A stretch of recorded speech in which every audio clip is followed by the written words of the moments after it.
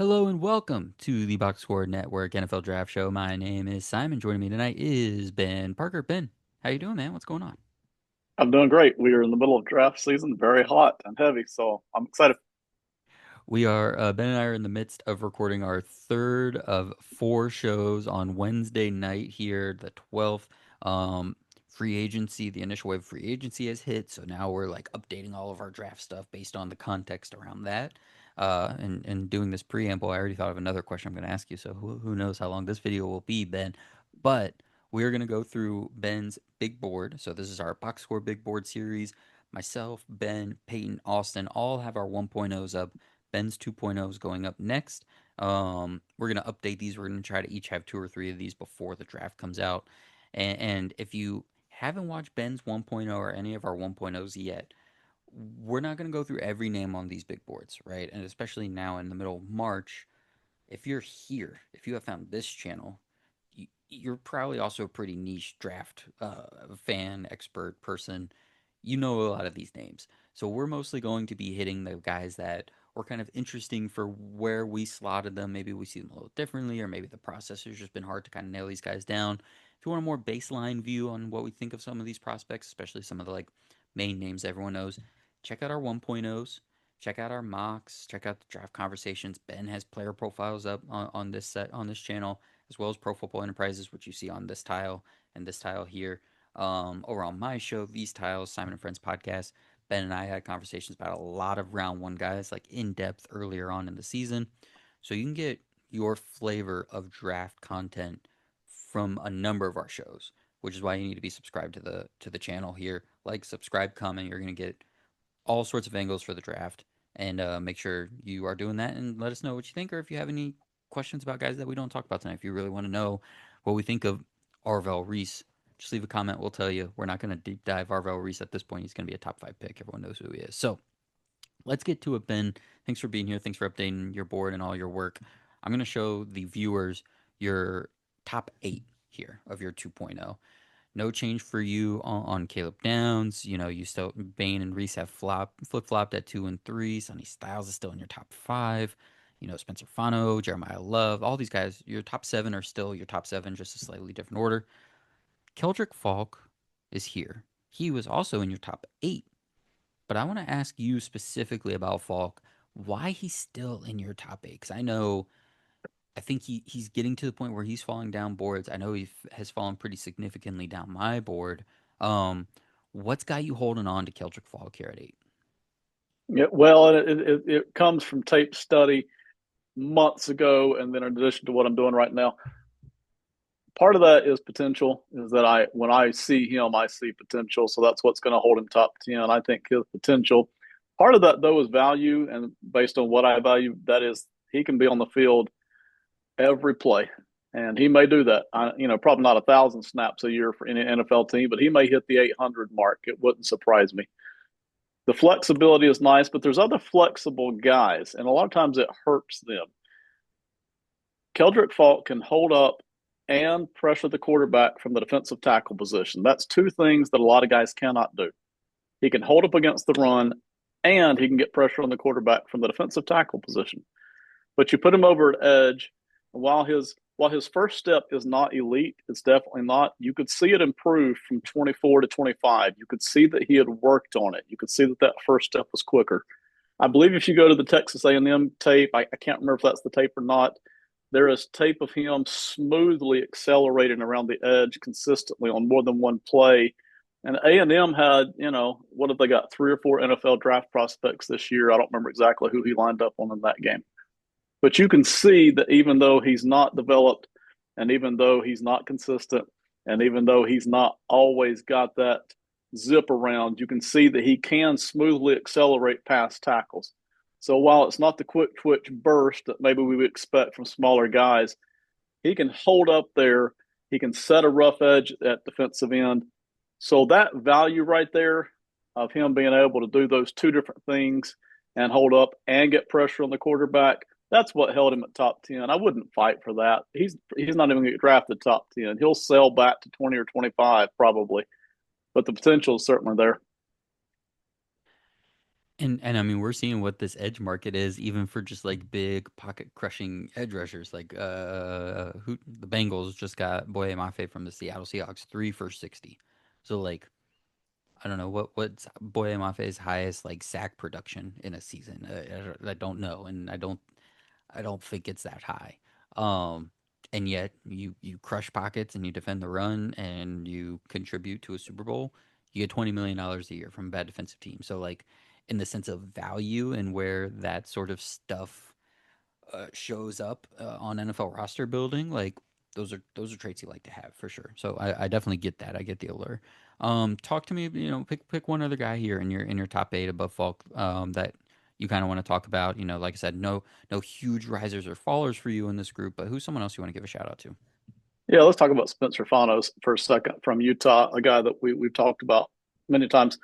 Um, I still like him. I understand if people don't want to draft him top 10. That's totally fine. He might have been sitting there at 20. What do I know? But I love, and I will never change off of this part of it. I love his run blocking from a technical standpoint, but also he can zone block, stretch block, however you want him to do that, and he can get the second level beautifully. That is all tremendous. We've known the whole time, even back in the summer, that his pass blocking is not as good as his run blocking, but still it holds up. And for me, at the tackle spots, that's a huge difference when somebody who's consistently getting beat, getting clean looks on the quarterback at tackle versus a guy who's holding up. Maybe it's not pretty, and it's not, but he's holding up. So for me, Bono still holds here for any teams that need somebody like that. And, maybe not top 10, but somebody will need that fairly high. Yeah, I mean, there's just it's still always going to be too much value for an offensive lineman, and I think we're at the point where we get it doesn't necessarily have to be a tackle, certainly not just a left tackle, and wherever Fano ends up playing, I think he's going to be a good player. So I like this. Let me show the next group of eight here, 9 to 16. You got another offensive lineman here, Maui Goa. You got another wide receiver or two, and Tyson and Lemon in this group. But talk to me about. I'm going to keep just asking you because this is the internet response, right? People are going to want to know why guys are more low than more high. Yeah. Talk to me about David Bailey here at 14. He's a consensus, I think, top five player on a lot of boards and especially on mocks. What has you kind of holding him up here at 14?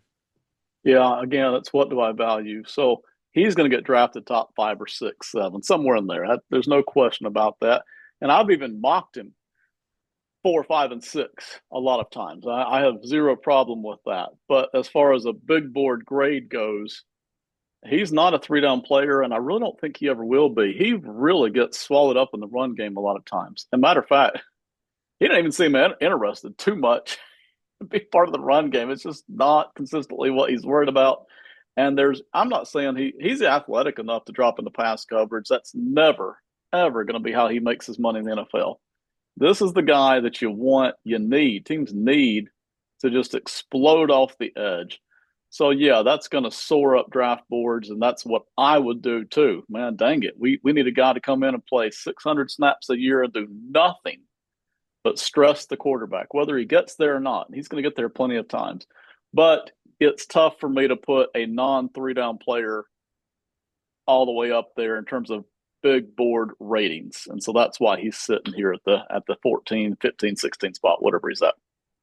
And if we can kind of think of our own big boards or media big boards as like a consensus or an average of team big boards, Bailey's going to be way more valuable to certain teams that only need that kind of guy or only employ that Yes. kind of guy at an outside linebacker slash edge rusher position versus teams that like, oh, if you don't defend the run as an edge rusher, you're not on our board, right? So like if we're just kind of splitting the difference of that, I think that makes sense.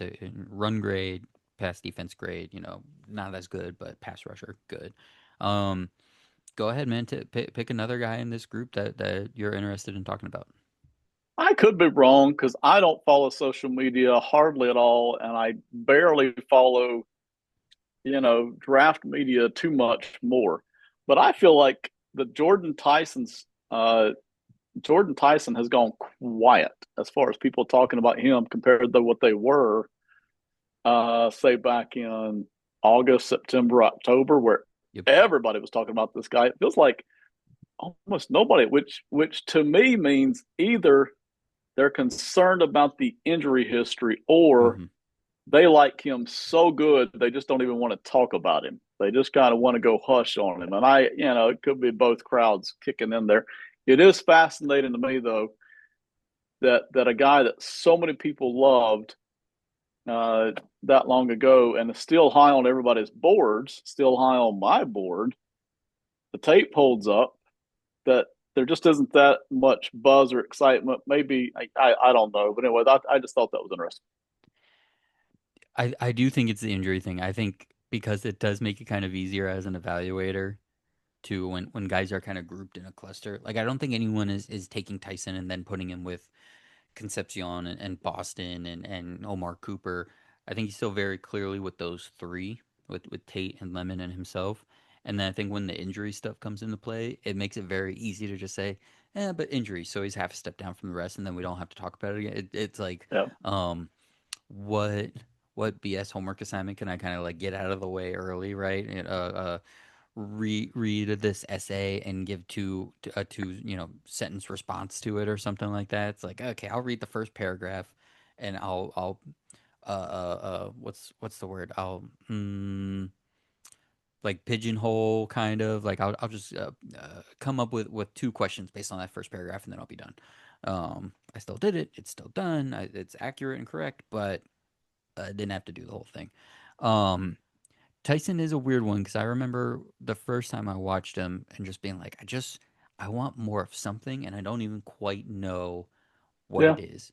yeah. So I think there's just a little bit left to be desired, but I do think he's the archetype of receivers that are working right now in the NFL, where they're not quite overly athletic, they're not quite overly domineering from personality on the field, overly physical, but they just get open, they just catch the ball, and they move the ball forward, and I think he does that. So I think he'll be a useful player, especially in the right system. Let's flash the next group of people here. 17 to 24. You got a couple more linebackers here. Anthony Hill Jr. and CJ Allen kind of bookending this group. A couple offensive linemen here, and Caleb Lomu and Caden Proctor. Um, you know, let's talk about Casey Concepcion. Let's do a positive one here. He was a big riser for you. He was kind of towards the bottom of your 32 in your 1.0. Let's see where exactly he was. He was at 31 last time, and now he's up to 18. Talk to me about what Concepcion can be and why he was a big riser for you. Huge riser, especially because of uh, you see a guy this size and you see us play at NC State, and then you kind of sort of expect that there are going to be some shortcomings at Texas A&M. Well, they weren't the shortcomings I expected.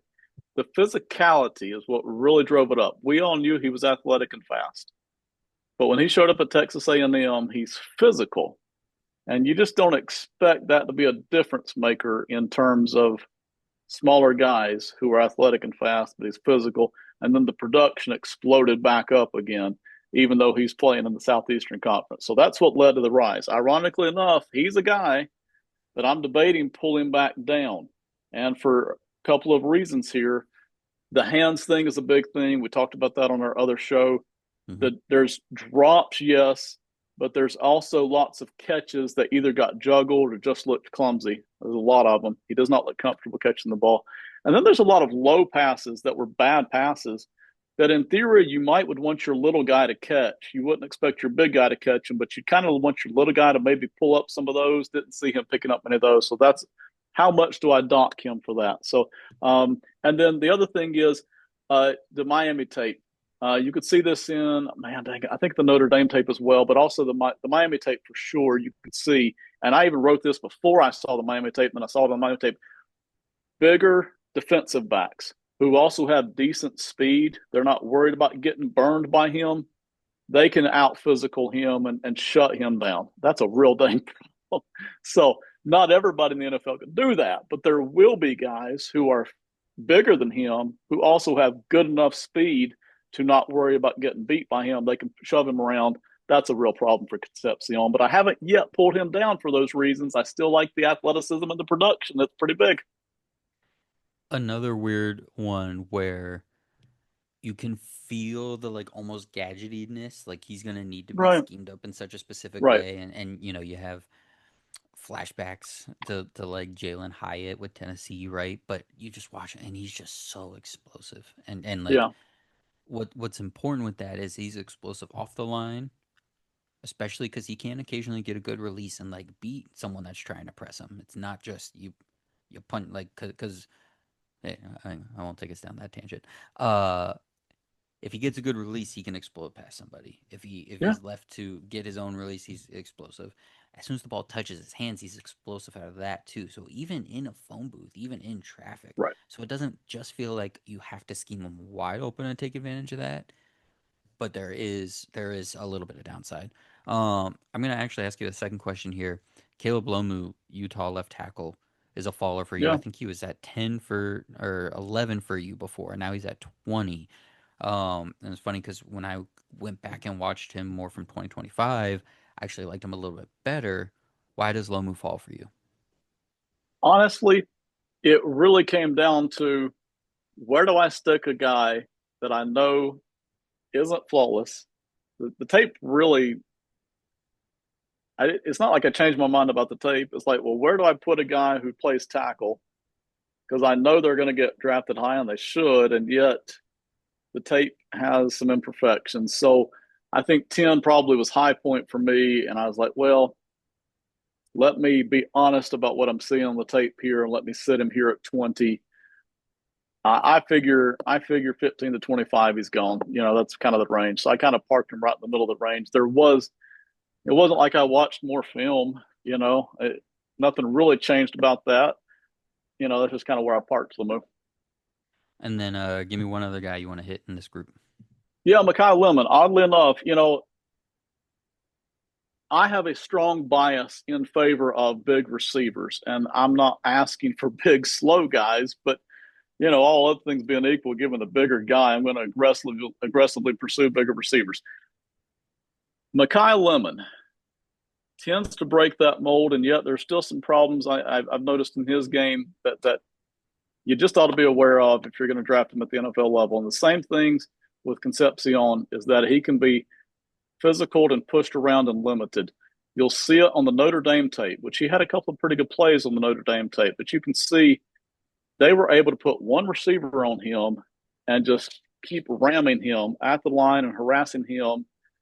And he had help, sometimes inside help from a linebacker, kind of watching the inside routes, sometimes safety help. He had help in that game, but they were able to largely shut him down. Same thing in the Oregon tape that Makai Lemon ran into. He had 2 touchdowns, but he had like 29 yards receiving in that game. I forget exactly what it was. Part of that was, again, Oregon determined that they were going to allow him to catch the football underneath and immediately just shut that down. So you start to realize with these smaller guys, they can be physically shut down, and if an NFL team wants to do it. And a lot of times that does not happen during the regular season, but it will happen during the playoffs. So just something to keep in mind there with Makai Lemon. He's going to be a productive guy. Just, this is not 1A. That's not what this is. All right, let's get to this final group of 8 here. TJ Parker, Emmanuel McNeil Warren are interesting names. Our Mason Thomas there at 32. I do want to know about Vega Ione and still being there at 31. But you have a clump of receivers here. That's what I'm more interested in. Elijah Surratt, Denzel Boston, Chris Bell, Jacoby Lane. Literally, I didn't even realize until I just read them. All 4 in a row. Obviously, you have Surratt like a little bit above, but obviously you have them all stacked together, so there's not a big difference.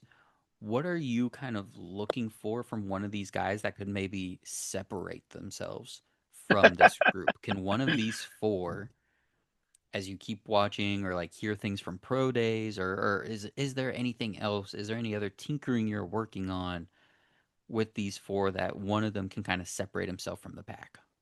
No, that they are what they are. They're not going to be able to separate, man. These honest and truly are not first Maybe round literally can't receivers, separate it. right? These are not first round receivers, honestly. But they could any of them go late first round if a team just needs a receiver and that fits their bill. These really are second round guys. But in this year's draft, they any of them could go first round. Surratt's not going to go first round. Let me talk about Surratt. Okay, I don't understand. I have watched so much tape on Elijah Surratt. I don't understand why people aren't higher on him. And I'm not pumping him for first round. But this is a guy who can win deep at the Big Ten level. He's not a speedster, but repeatedly you see him winning deep both on post routes, not fly routes so much, but post routes. You see that on the tape, and against good teams too. I mean, we're talking Michigan, we're talking Ohio State on occasion. It's not small schools consistently winning. You see the production hold up in 2 seasons. The production held up. He can win over the middle. The chemistry that he and Mendoza had over the middle on those short crossing routes was beautiful. It was perfect. It's perfect West Coast offense. He would fit that. He can win at the boundary. You see him consistently back shoulder, out routes. There is no place that he cannot win at. There's also no place he dominates at, right? That's why he's not first round. He will dominate nowhere, but he can win everywhere. He's got the size. I believe it came out at 6'2". So the size is, pretty much right in the normal spot for wide receivers. He is not a small guy. And while he's not a speedster, the speed checks out as far as, average NFL speed. The hands are there and the contested catch is there, one of his biggest problems was he's just not dominant at anything. But this is Mhm. an NFL receiver ready to start day one. There's no question about it. I'm talking about outside. So he'll never be an all pro. Don't look for that. But this guy looks like, a 10-year starter to me. And so that's Elijah Surratt. Most people have him down, I don't know what, 70, 80, 90. This guy's ready to start day one. I know as of right now he's coming out of Indiana, but just a very quick go Dukes. Finally here, Yes. the last person I need to ask you about, because we could talk about Parker and Thomas, but I think everybody knows like what that second, third tier of edge rushers looks like. We just did a big Emmanuel McNeil Warren in Austin's 1.0. We don't really need to highlight him. He gushed about McNeil Warren for a good while. But I gotta ask why Vega Iwone is down here at 31. Now, to your credit, you didn't have him in your top 32 first time around. Um, but Ben, what's going on? Why is my guy all the way down here? Pass blocking. That's the deal. All right. So Who needs it? is I'm always going to struggle, and this is again another bias. I'm always going to struggle to put a guy who struggles at pass blocking way up aboard. Now, having said that, you talk about talent, athleticism, and just raw material. He's got top 10, top 12, top 15 stuff all day long. So that's why teams are going to take him. It's why I would take him. I would think about taking him with Miami at what, 11 or 12? I think that's Mm-hmm. where I would love to slide him in there. Mm-hmm. He's got the mean streak, the physicality. He's got the run blocking in spades. And he may grow into that pass blocking, but a lot of these guys don't. A lot of these guys, when we see offensive linemen struggle with it at college level, they struggle. But listen, he's not bad at it. He's just not good at it either. That continues to be an issue, and not just against certain kinds of players. Like, I don't know, it's almost like a mental lapse or something. It's not every play. There's lots of plays where his pass blocking is just fine, but that's what pulled him down to 31 as far as a big board goes. But man, I love guards, and I really do love Iwane. All right, so I would be thinking about him as high as 11 or 12. I'm trying to think of like if we're worried about pass pro a little bit, who would insulate him best? I mean, do you remember if Cody Mock is playing on the left side or right side with Tampa? I know he's coming off the injury. He's In my he's on head, the right side. He's on that the was what right I was side thinking. So because Ben Bredesen is on the left side. Now, I've always loved Ben Bredesen. yeah, But if we're gonna think about the highest he could go, where he could be insulated, could you imagine him on the Bucks next to Tristan Wirfs and next to right, Grant Barton? right. Um, that would be pretty sick. Because I mean, Ravens like they're gonna have a huge question at center. So like if you're a little worried about stunts and twists and overall awareness and reacting to inside moves, like and he doesn't have a center Yeah, that's really gonna help him. That's concerning. Miami, Aaron Brewer's there. Um, I don't know where Big Jonah from Arizona is playing if we slide Iwana there at left guard, but we'll see. Um, Not that anyone's making those decisions necessarily. That's just me in mind. All right, that is Ben's updated top 32. So let me quickly get back to his. You guys will see how the magic happens here with as I slide to the top 16. But there it is. No big changes in the top seven, really even top eight. But Banks and Delane get up here in the top 16 this time around. And Ben still has Caleb Downs as number one overall player. Ben, we will do this again soon. I'm not 100% sure when this is coming out yet, but if you're here watching on YouTube, thank you so much. Thank you to Ben for putting this together for us.